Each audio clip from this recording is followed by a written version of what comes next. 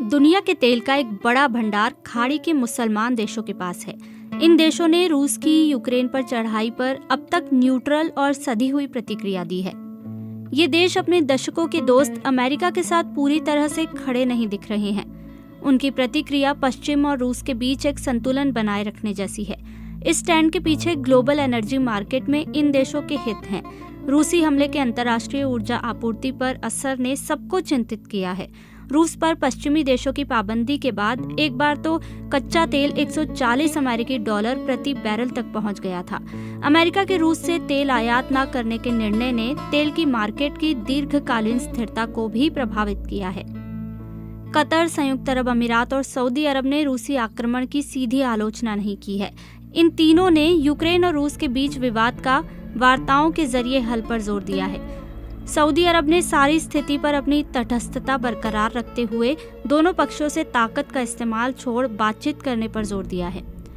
संयुक्त अरब अमीरात का रिस्पांस भी लगभग ऐसा ही रहा है। हालांकि 2 अवसरों पर यूएई के कदमों पर लोगों को हैरानी हुई थी। यूएई संयुक्त राष्ट्र की सुरक्षा परिषद का अस्थायी सदस्य और चेयरमैन है। 2 अवसरों पर परिषद में यूक्रेन युद्ध पर हुए मतदान में यूएई वोटिंग से गैर हाजिर रहा। इसके बाद मीडिया में ये अटकलें लगनी शुरू हो गई थी कि यूएई ने रूस के साथ कोई डील कर ली है, क्योंकि रूस ने यमन में लड़ रहे ईरानी समर्थित हुती विद्रोहियों पर संयुक्त राष्ट्र में आने वाले एक अन्य प्रस्ताव के पक्ष में मतदान किया था। ऐसी खबरें भी आई थीं जिनमें कहा जा रहा था कि यूएई पर हुती विद्रोहियों के बढ़ते हमलों के बाद दोनों देशों ने संयुक्त राष्ट्र में एक दूसरे का साथ देने का फैसला किया था। बाद में यूएई ने संयुक्त राष्ट्र की आम सभा में रूस के यूक्रेन पर हमले वाले एक प्रस्ताव के पक्ष में वोट किया था। कतर और सऊदी अरब ने भी इस प्रस्ताव का समर्थन किया था। कतर ने भी यूक्रेन रूस युद्ध में खुद को तटस्थ रखने का प्रयास किया है और मसले के सैन्य हल से बचने को कहा है। कतर ने दोनों देशों के बीच मध्यस्थता करने की भी पेशकश की थी। इससे उलट कुवैत ने इस मुद्दे पर कड़ा रुख अपनाते हुए सैन्य कार्रवाई की आलोचना की थी और कहा था कि रूस को यूक्रेनी संप्रभुता का सम्मान करना चाहिए। कुवैत खुद 1990 में इराकी हमले का शिकार रहा है। अमेरिका के रूस से तेल न खरीदने के फैसले और पश्चिमी देशों के प्रतिबंध के बाद ये बात उठने लगी है कि क्या खाड़ी देश रूस की कमी को पूरा करेंगे।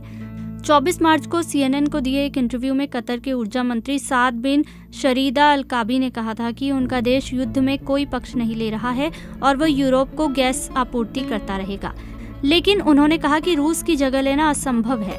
इस दौरान यूएई, कुवैत और सऊदी अरब ने अमेरिका और दूसरे देशों की ओपेक के जरिए तेल उत्पादन बढ़ाने की मांग को खारिज कर दिया।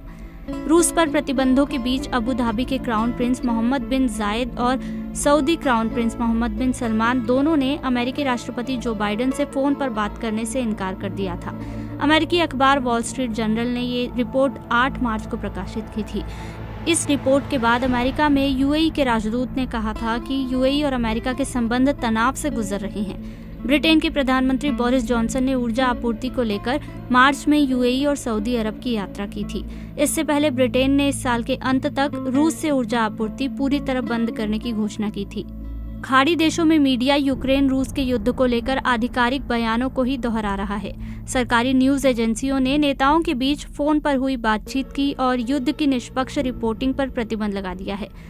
खाड़ी के प्रमुख ब्रॉडकास्टर अल अरेबिया, स्काई न्यू अरेबिया और अल जजीरा ने इसी तरह की रिपोर्टिंग की है। उन्होंने पूरा ध्यान दिया कि कोई भी विवादित मुद्दा न छेड़े और सरकारी बयानों को ही दोहराएं। स्थानीय मीडिया में चल रही चर्चाओं में अमेरिका के साथ यूएई और सऊदी अरब के संबंधों में आए तनाव पर फोकस किया गया है। कुछ जानकारों का कहना है कि इसी तनाव के चलते ये देश अमेरिका की तरफदारी नहीं कर रहे हैं। अमेरिका और ईरान के बीच परमाणु समझौते को लेकर अनुमानों ने भी तनाव बढ़ा दिया है। कई विशेषज्ञों का कहना है कि ये खाड़ी देशों के लिए प्रमुख मुद्दा बना हुआ है। इसके अलावा ईरान के समर्थन वाले लड़ाकों हूथियों को अमेरिका का समर्थन भी तनाव की एक वजह है।